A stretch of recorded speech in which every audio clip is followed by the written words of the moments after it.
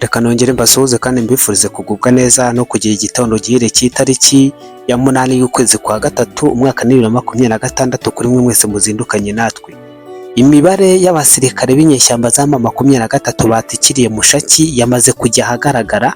Raporo zamaze kujya hanze ziragaragaza ko imibare twabagaragarizaga nimugoroba yamaze kwikuba inshuro zirenga 8. Nimugoroba twababwiraga yuko ari abasirikare bagera kuri 20, ariko ubu inshuro zamaze kwikuba inshuro zirenze 8. Ndaza kugaruka kuri Sena ya Repubulika ya Demokarasi ya Kongo. Umugabo witwa Bahati Lukwebo yamaze kumutera utwatsi, ramubwira ati urabaga wifashe, ibyo kuvuga yuko itegeko nshinga nta wabigutumye nta nuwo mufatanyije. Ndagaruka kandi ku mugabo witwa Augustin Kabuya yanenze Senko ifite ikibazo cya tribalism, kandi yitwa yuko ngo yigisha abantu kuba bamwe, yigisha abantu ngo kuyoboka Imana imwe, ariko bo muri bo bakaba bafitemo amacakubiri. Umunyarwanda wigize umukongomani William Manzi akaba na vice guverineri wa Kivu y'Amajyaruguru, inzego z'ubutabera za Canada zamaze kumwambika ubusa zimushyira ku karubanda. Jean-Luc Habyarimana umuhungu wahoze ari perezida w'u Rwanda akomeje kwatakana na perezida w'u Rwanda Paul Kagame ku mugaragaro. Noneho ibyo kuvugira mu matamatama yabiretse, nawe aramwataka. Ni bya bindi byo kuvuga ngo ugusuriye ntumwishyure akwita kiburanyo.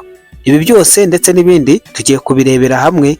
Iyi ni inkubi, mbahaye ikaze cyane mwe mwese mugiye kubana natwe, mbifuriza kugubwa neza no kugira igitondo gihire, basaba kugira ngo namwe muze kudusigira ibitekerezo byanyu muciye muri commentaire. Nkuko nayo ntangiye mbibabwira rero, amakuru arimo araturuka Mushaki muze ko ejo ahagana mu masaha y'igitondo aribwo indege itagira abapilote Padiri Wera CH4 ya Repubulika ya Demokarasi ya Kongo yagize gutya irabatungura. Nyuma yo kubatungura rero Padiri rwose yahise aza abasomera isakaramento rya nyuma riheruka. Abagera kuri 20 ako kanya bahita bamanika rugagi n'ibiyiko, ariko nanone amakuru akagaragaza yuko raporo zibyutse zigaragaza ko imibare yamaze kwikuba inshuro 8 zirenga, aho abasirikare ubu ngubu bamaze kumenyekana ari abasirikare 165 aribo bamanitse rugagi, aribo bamanitse ibiyiko. Ni nyuma yuko amakuru yagiye hanze, burya FARDC ijya kugaba kiriya gitero ngo yari imaze iminsi bagenda runono ibiga, yarabamenye imenya yuko Mushaki ari kimwe mu birindiro bikungahaye ku bofisiye benshi, iki kimwe mu birindiro bikungahaye ku maminisiyo menshi, ari kimwe mu birindiro bikungahaye ku cyitwa ibikoresho. Burya rero ni bya bindi ngo urujya kwica imbwa ruyiziba amazuru, ibimenyetso byari byatanzwe kare, ariko nyine abandi bashaka kwigira bandigabo, kwigira ndigabo kwawo kubakoraho. Ati byari byarabakozwe gute? FARDC yari yamaze gufata abazarendo ndetse n'abasirikare ba infantry bo ku butaka, irabohereza ngo baragenda babanza bagota iriya zone, bayiryamamo baraceceka, ubundi baratuza baraturiya.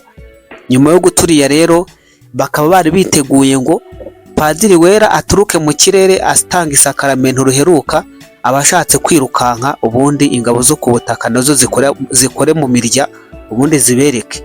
Amakuru rero nuko n'ubundi ariko byaje kugenda, bari bamaze kubitegura, ibipimo babifite, iminota bayizi, indege yamanutse abandi nabo bahagaze bwuma, abagize ngo barasimbuka ngo barimo barirukanka isakaramento ritabafata rya nyuma. Mu gusimbuka gajya simbuka n'ubundi bimeze nko guhunga intarukagwa mu menyo y'idubu, nta hantu uvuye ntaho ugiye, ari nka za nyamaswa njya mbona ziva ku butaka zirukanka ngo zihungiye mu mazi, yageramo igasanga ingona zirayitegereje, zigahita nazo zihinduramo ifunguro ry'uwo munsi. Ubwo rero byaje kurangira abagera mu 165 bose bamanitse ibiyiko na rugagi, ubwo inzogera yirenze. Mvuye ku by'iyo nkuru, reka mpite nikomereza nerekeza mu hano muri Sena. Ndasubira muri Sena ya Repubulika ya Demokarasi ya Kongo. Amakuru ahari ni iki? Nyuma y'amagambo yatangajwe n'umugabo witwa Lukwebo, ubu ngubu Sena, umutwe w'inteko nshingamategeko wa Repubulika ya Demokarasi ya Kongo mu ishami rya Sena, yiyemeje kuguma ku mwanya wayo no kwamaganira kure ibyavuzwe na vice perezida wayo wa kabiri Modeste Bahati Lukwebo yavuze ku bigendanye no guhindura ku itegeko nshinga. Uyu mugabo ngo ni Lukwebo, muramuzi. Umunsi umujyi wa Goma ufatwa yari ari mu buyobozi, ariko araruca ararumira yigira nk'aho ibyabaye i Goma atabizi. Umujyi wa Bukavu ufatwa yubitse umutwe yigira nk'aho atazi icyabaye, ariko ku kigendanye n'itegeko nshinga ahagurukana n'imizi n'imiganda. Ubwo rero Sena yamaze kwitandukanya nawe, ivuga ko ibyo yakoze ari ku giti cye. Ibiro bya Sena byahunze ibyavuzwe na Lukwebo. Ibiro by'inama njyanama y'inshingamategeko byasobanuye neza cyane ko ibyo yatangaje byavuzwe ku giti cye, kandi ko bitazigera bigira icyo byangizaho itegeko n'inteko nshingamategeko y'umutwe w'abadepite muri rusange. Ubwo ni ukuvuga ngo abage yifashe ibindi abyimenyere. Mvuye aho ngaho ndahita nkomereza kuri Augustin Kabuya. Augustin Kabuya nawe yagize icyo anenga Senko bayinenze kuba yitwa ko igizwe ngo ni inama y'abepiskopi, ngo abantu bihaye Imana, ariko noneho ikaba ifite ikibazo cyo kuba igenda ibiba amacakubiri mu bakirisitu. Y'ubwayo ndabona n'uwo bita ngo ni Musenyeri Emmanuel Bernard Kasanda wa Mbujimayi ahanganye n'uwo bita Karidinali Forodore Ambongo, afatanyije na Musenyeri Fulgence Mutepa wa Katanga, bari kumwe na Padiri Donatien Nshore wa Mbandundu. Aba bagabo uko ari bane barimo bararyana, barashinjanya tribalisme. Icya kabiri ubwo ni ibintu by'ivangura n'amoko hagati yabo, aho ngo umutwe wa Senko ubwawo, ubuyobozi bwawo cyangwa delegation yawo nkuru igizwe n'abo mu bwoko bumwe, nyamara muri bo ubwabo bakajya aho ngaho bakajya kwirwa babeshya abantu ngo barabigisha ko bumwe muri Kirisitu Yezu, kandi nabo ubwabo badahuje.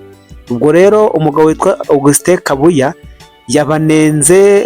Augustin Kabuya ni uwungirije umuyobozi mukuru wa UDPS, ishyaka rya Facibeto. Yabanenze kutagira icyo bitaho, ndetse abanenga n'amacakubiri ubwabo, avuga yuko ibyo bavuga ari ubugome. Arongera yavuze yuko Donatien Nshore n'uwahoze ari umugore wa mbere wa Olivier Lembe Kabila, abona ko bafite impamvu badakwiriye kubera mu mwanya w'iyi Senko, kuko ibyo bavuga byose ari amacakubiri ndetse no kubiba urwengo mu baturage b'abakongomani. Iki yagitangaje nyuma y'uko Musenyeri Kasanda yohereje ku itariki 23 Gashyantare 2026 ibaruwa ivuga ku bikorwa by'abakuru ba Senko, asaba ko bagomba kwitekerezaho ndetse bakaba bashinjwa ubwicanyi bukabije bakomeje gushyigikira bubera mu burasirazuba bwa Repubulika ya Demokarasi ya Kongo. Murayizi n'ubundi Senko yuko yagiye igaragaza yuko ngo ishyigikiye M23, ariko burya ngo ntabwo ari Senko yose, ahubwo abashyigikiye M23 ni abari mu buyobozi bwo hejuru, ubuyobozi bwayo. Mvuye aha ngaha rero reka mpite nikomereza ngaruka ku mugabo witwa William Manzi, umunyarwanda wigize umukongomani, ariko inzego z'ubutabera za Canada zikaba zamwambitse ubusa zikamushyira ku karubanda. Uyu mugabo ibyo bigaragazwa nkaho ari umunyarwanda wavukiye mu Rwanda, ese ni umunyarwanda, nyina ni umugande. Amazina ye ni William Manzi, ndabona urundi ruzina ntazi urwo ari rwo. Noneho yavukiye mu Rwanda ariko ngo aza gukurira muri Uganda. Ubwo umuntu wavukiye mu Rwanda ese ari umunyarwanda, nyina ari umugande, yaje guhinduka umunyamurenge gute? Muzambwire namwe muzansobanurire.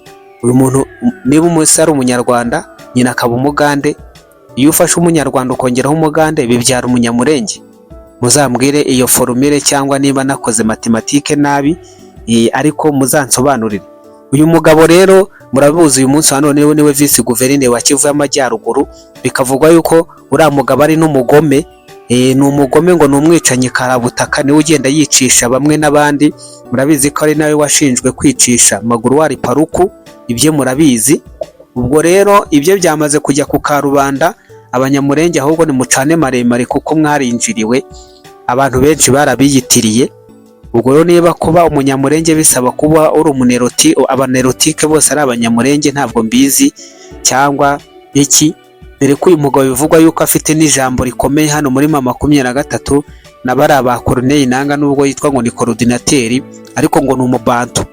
Corneille Nangaa nubwo yigize ngo ni coordinateur wabo ni umubantu, ikindi rero ko ari umubantu ndakaba ari umunerotike, bisobanuye ko amurusha agaciro imbere y'ubuzare bw'izi nyeshyamba za M23.